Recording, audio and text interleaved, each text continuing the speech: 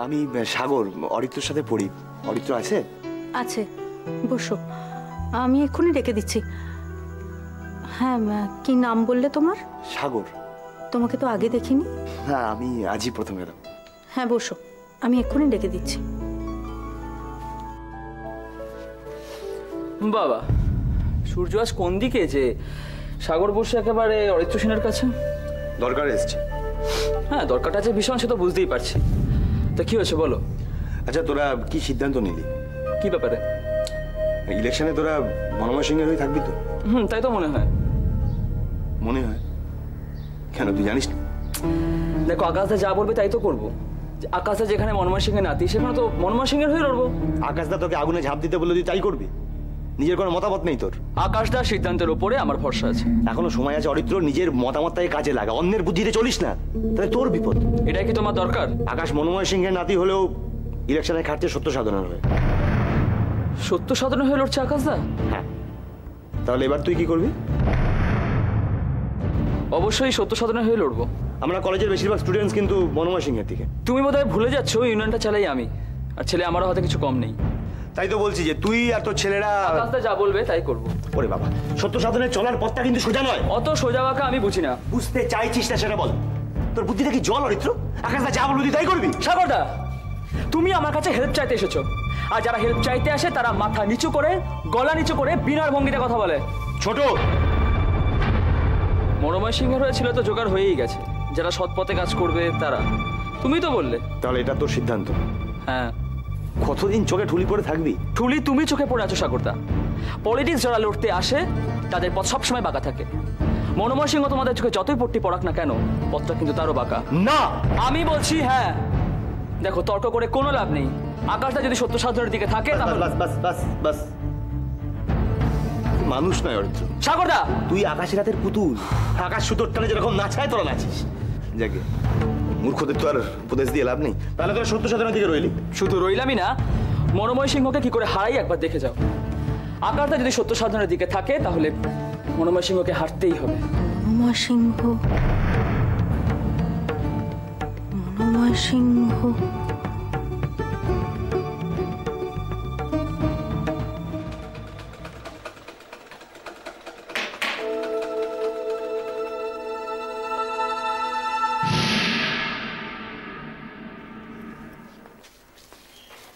ও তুই? কেন, তুই কি ভাবলি? গৌরব বা বিল্লুদা, কি করব বল, আশার আলোটা তো সবসময় মনে থেকে যায়। মজা চিংড়ি তোর জন্য, খাস কিন্তু। হ্যাঁ, কেন এত ভালোবাসছিস আমায়? এবার কি কথা? ওই এক পাগলি আছে আমার, কবিতা, কিছুতেই ছেড়ে যাবে না জানিস। কত বলি তো, নিজের জীবন পড়ে আছে, যা আমাকে ছেড়ে পড়ে থাকবে আমার সঙ্গে। কোথায় ও? কাজে গেছে রে, চাকরি করছে, টাকা রোজগার করছে, কিন্তু কি বলতো, ও টাকা আমি নিতে পারি না, ও বললেও পারি না। আমার থেকে এত ছোট তো, এখানে থাকে বলে ওর কাছে কি করে বা টাকা নেই বল। আরে বিল্লুদার কোনো খবর? কোনো খবর নেই। আমি বলেছি সিংহমশাইকে রিটের কথা। সিংহমশাই বলেছেন কোনো চিন্তা করতে বারণ করবে লতাকে, কেমন? উনি ঠিক চোখে চোখে রাখবেন। ওমা, আরে এত বেলা হয়ে গেছে, তুই রান্না বান্না কিছু করিসনি? না, আসলে একা আছি তো আজ, আমি ভাবলাম না খেলেই তো হয়, রোজ রোজ ইচ্ছেও করে না রে। বাহ, এরকম জানলে ভাতটাও নিয়ে আসতাম সঙ্গে। তুই কিরকম প্রায় না খেয়ে থাকিস? আমার এই চেহারা দেখে মনে হয় আমি না খেয়ে থাকি। ইয়ার কি রাখ। কেন রাঁধবো বলতো? কার জন্য রাঁধবো? কে খাবে? লতা, আমার জীবনটা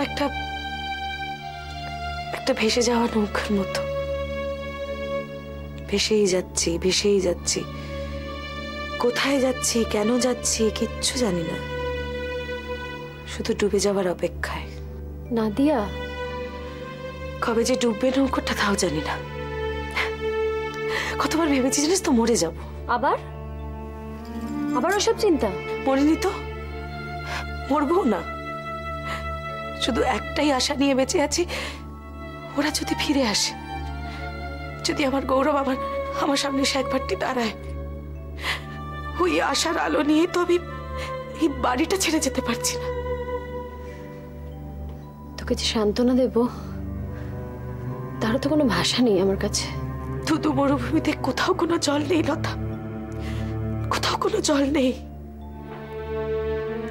ঘন অন্ধকার, আমার চারিদিকে না কিরকম ঘন অন্ধকার। অথচ তুই জানিস এই অন্ধকারের মধ্যে আমি আলো দেখেছি। সাগর। কে সাগর? সে কে? ওই যে মনোময় সিং এর অফিসে ইলেকশনের কাজ করতে এসেছে, বাচ্চা ছেলে, কলেজে পড়ে জানিস। ওকে দেখে আমার কি ভালো লাগে। আমার না কি সব মনে হয় ওকে দেখলে।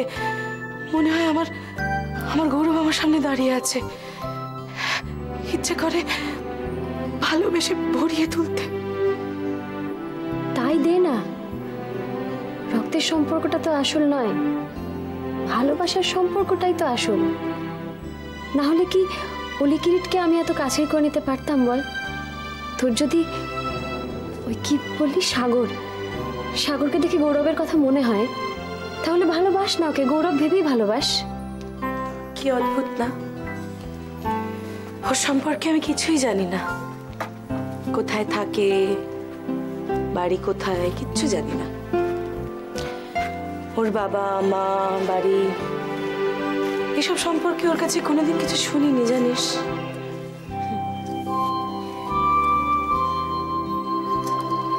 তা কি হয়েছে কি তাতে? তোরও তো জানার দরকারটা কি? তুই ওকে খুব ভালোবাসিস তো, বাস না ভালো? মায়ের মন তো শুধু ভালোবাসা দিতেই চায়, তাই দে না।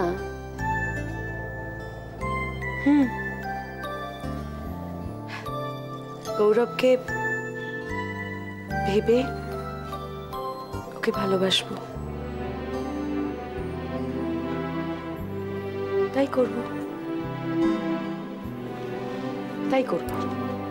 শান্তিনিকেতন থেকে মিরাদি ফোন করেছিলেন, ওনার কাঁথা স্টিচের ব্যাগগুলো হয়ে গেছে, একদিন তো যেতে হয়। কবে যেতে হবে বলো, চলে যাব। এই হচ্ছে ছেলের মাদের সুবিধে।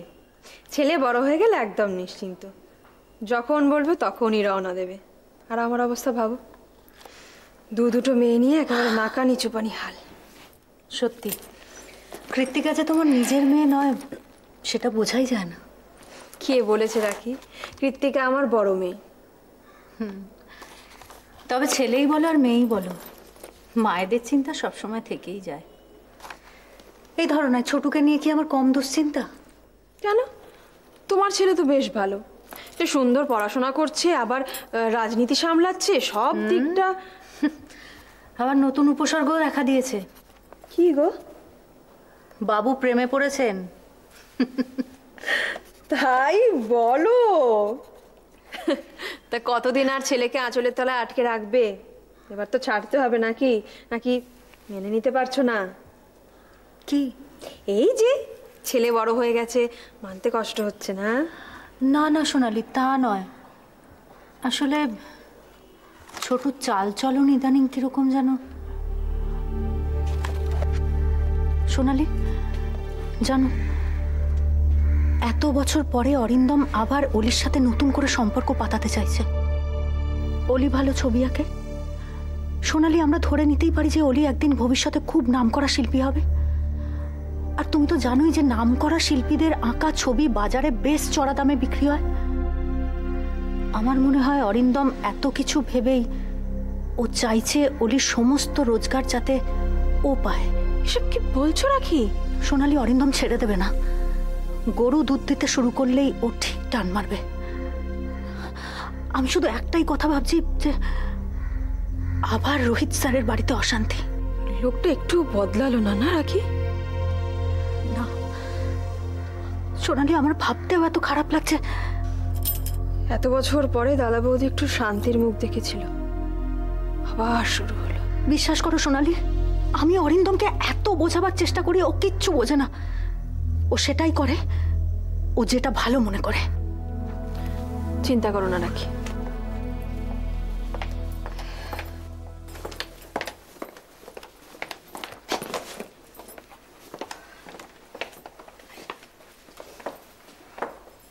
সোনালি, মাঝে মাঝে আমার নিজেকে বড্ড অপরাধী মনে হয়। তোমরা তো ভাবতেই পারো যে আমি কেমন স্ত্রী, যে নিজের স্বামীকে বোঝাতে পারি না। চেষ্টা করি জানো, খুব চেষ্টা করি। আরে রাখি, তুমি এইটুকুতে এত আপসেট হয়ে যাচ্ছ কেন? খুব ভালোবাসা নিয়ে মালার সংসারটা ভেঙে আমি অরিন্দমকে বিয়ে করেছিলাম, তাই ওকে ছেড়ে যাওয়ার কথা ভাবতেই পারি না জানো। ছেড়ে যাওয়া কি অত সহজ রাখি? আমি পারলাম বিমানকে ছেড়ে যেতে? পারলাম না তো। অভি তো কিছু বলবে? না, কিছু না। শোনো রাখি, একটা কথা বলি তোমাকে। অলি এখন বড় হয়েছে, দাদার শিক্ষায় থেকে যথেষ্ট আত্মবিশ্বাসী তৈরি হয়েছে, কাজে অরিন্দম সেন ওর কোনো ক্ষতি করতে পারবে না। তুমি একদম চিন্তা করো না, কেঁদো না। আর তাছাড়া কিরিট বড় হয়ে গেছে, তুমি ও দেখো, ভুলেই গেছি একটা কথা বলতে। একটা সুখবর আছে। সুখবর? কি সুখবর? আমি দাদাকে বলেছি কিরিটকে আর অ্যাসোসিয়েটসে বসাতে। কিরিট আসছে? কবে থেকে আসছে কিরিট? আরে দাঁড়াও, সবে তো দাদাকে বললাম। এবারে দাদা কিরিটকে বলবে, তারপরে কিরিট বাবু রাজি হবেন, তবে তো। বুঝলে রাখি, কিরিট ব্যবসা দেখবে? কিরিট বড় হয়ে গেল না? সোনালি, সেদিনকার সেই গুবলু গাবলু গালফোলা ছেলেটা ঘুরে বেড়াতো, সে কিনা আজকে জেন্টলম্যান। আমরা যে বুড়ো হচ্ছি, ওরা তো বড় হবেই। সত্যি, ঢেউয়ের উল্টো দিকে সাঁতার দিতে দিতে কখন যে এতগুলো বছর কেটে গেল বুঝতেই পারলাম না। কিরিটটা ব্যবসা এলে ভালোই হয়, ছেলে মানুষ, দৌড়ঝাঁপগুলো ওই করতে পারবে। কত নতুন টেকনোলজি পলিসি আসছে, সমস্ত কিছু জানতে পারবে। হ্যাঁ, তা পারবে, কিন্তু কি হলো রাখি? না, কিছু না, কিছু হয়নি তো। সোনালি, কিরিট ব্যবসায় জয়েন করলে সত্যিই খুব ভালো হয়। কিন্তু কি হলো তাহলে তোমার? কিছু হয়নি সোনালি, কিছু হয়নি আমার। সোনালি, আমি আজ তোমাকে কিছু কথা বলতে চাই। কি বলবে রাখি? কি হলো? কই, কিছু না। কি বলবে একটা বলছিলে, বলো।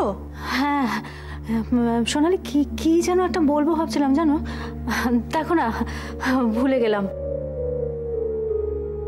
আসলে বয়স হচ্ছে তো, তাই সব কেমন যেন ভুলে যাচ্ছি জানো। এমন কিছু বয়স তোমার হয়ে যায়নি রাখি যে এইমাত্র একটা কথা বলবে বললে আর অমনি ভুলে গেলে। সত্যি সোনালি, আমি না কি কি যেন একটা কথা তোমাকে বলবো ভাবলাম, একদম ভুলে গেলাম জানো। রাখি, তোমার মুখটা দেখে কিন্তু মনে হচ্ছে কতটা সিরিয়াস। হতে পারে, আবার নাও হতে পারে। আচ্ছা, এটা কি ধরনের হেয়ালি হচ্ছে রাখি? আমরা এতগুলো বছর একই অফিসে চাকরি করি দুজনে, এত কিছুর এত ওঠা পড়ার আমরা সুখ দুঃখের বন্ধু, সুখ দুঃখের সাথী। তাহলে কিসের তোমার এত লজ্জা, কিসের এত আড়ষ্টতা বলো তো? আড়ষ্টতা? না না সোনালি, আড়ষ্টতা নয়। মিথ্যে বলো না নাকি? শুধু তুমি না বলতে চাইলে নাই বলতে পারো, আমি জানতে চাইছি দুটো স্বার্থ নিয়ে। এক, তুমি আমার শুধুমাত্র সহকর্মী নও, আমার বন্ধু বলে। আর দ্বিতীয় স্বার্থ, আমার দাদা তার নিজের প্রাণের থেকেও যাদের বেশি ভালোবাসে, সেই অলি কিরিটের বাবা তোমার স্বামী বলে, তাই বলা। সোনালি, সোনালি, যদি কোনোদিন কথাটা আমি কাউকে বলি তো তোমাকেই বলবো, তবে আজ নয়। এত তাড়াহুড়োর কিছু নেই, পরে একদিন বলবো। ভাবতে পারছো কল্যাণ? ভাবতে পারছো আমারই পয়সায় খেয়ে আমারই পয়সায় কাপ্তানি করে সে আজকে মনোময় সিংহের হয়ে ক্যাম্পেনিং করছে? কি করে পারলো? আসলে বয়সটা কম তো বুঝতে পারে। চুকা! বয়স কম? কিসে বয়স কম তার? দিন রাত উঠতে বসতে আমাকে গালাগালি না করলে সে জল খায় না। সে কি বোঝে না কিছু বলতে যাও? সব সব বোঝে। না না, এসব আমাকে হেনস্থা করবার একটা চাল। আমার মনে হয় আপনি নিজে একবার সাগরকে ডেকে কথা বলুন। ওই জঙ্গলিটার সঙ্গে কোনো কথা বলা যায় না কল্যাণ। ভুল করলো, মস্ত বড় ভুল করলো। সত্য সাধনকে উল্টো প্যাচে কোনো লাভ হয় না, ফলটা উল্টোটাই হয়। স্যার, সাগরকে এখানে ডাকবো? এখানে অসম্ভব, ওকে আমি একদম বিশ্বাস করি না। কাকে কি বলে বসবে কেই বা জানে। আর ওকে আমি এত তেল দিয়ে চলবই বা কেন? দোষ করেছে, শাস্তি তোকে পেতেই হবে। মন্ত্রী হিসাবে নয়, অন্নদাতা হিসেবে মিনিমাম সম্মানটুকু তো করবে। মার ছেলেকে তো এতগুলো বছর আমি টানলাম, দূরছাই করে তো তাড়িয়ে দিইনি। মানে এবার আমাকে একটা কিছু ব্যবস্থা করতেই হবে। মানে? আগাছাকে বাড়তে দেওয়া উচিত নয়। সুন্দর একটা বাড়ির গায়ে যদি আগাছা জন্মায় তো কিরকম লাগে? আমার তো গা একেবারে ঘিনঘিন করে। আর এই সাগর হচ্ছে আমার জীবনের একটা আগাছা। আগাছা বাড়লে কি করা উচিত? স্যার বলো কি করা উচিত, বলো। কেটে ফেলা উচিত। রাইট, একদম গোড়া থেকে টেনে উপড়ে ফেলা উচিত। এসব আপনি কি বলছেন? ঠিকই বলছি। সাগর ছেলে মানুষ, কিছু ভুল করলে শুধরে দিন, কিন্তু একবারে উপরে ফেলাটা। শত্রু শেষ করে দেওয়াটাই ধর্ম, শাস্ত্র সেই কথাই বলে। সাগর আপনার শত্রু? 100 ভাগ কল্যাণ। সাগর আমার ইমেজের উপর যদি কালি ঠেলে দেয়, সারা জীবন ধরে সেই কালি ঘষলেও আমি ওঠাতে পারবো না। সাগর কালি দেবে? সাগরের মা আমার কিরকম আত্মীয়া সেটা যদিও একবার বলে দেয়, তাহলে আমার সারা জীবনের রাজনৈতিক চরিত্র শেষ হয়ে যাবে। সেটা তো আমি হতে দিতে পারি না। এই সাগরকে সরে যেতে হবে। স্যার, এতটা কঠিন হবেন না স্যার। স্যার প্লিজ, আপনি একবার ভাবুন। সাগর ম্যাডামের ছেলে। কে ম্যাডাম? স্যার, কে ম্যাডাম? রাজনীতিতে কোনো ম্যাডাম নেই, কোনো ম্যাডাম নেই। শুধু একটাই লক্ষ্য, জেতা, জেতা আর জেতা। নিজের ইমেজটাকে পরিষ্কার রেখে শুধু সামনের দিকে এগিয়ে যাও। স্যার আমি দেখছি। স্যার তবু বলবো যে আপনি যদি একবার। কে এসছে দেখো, যাও।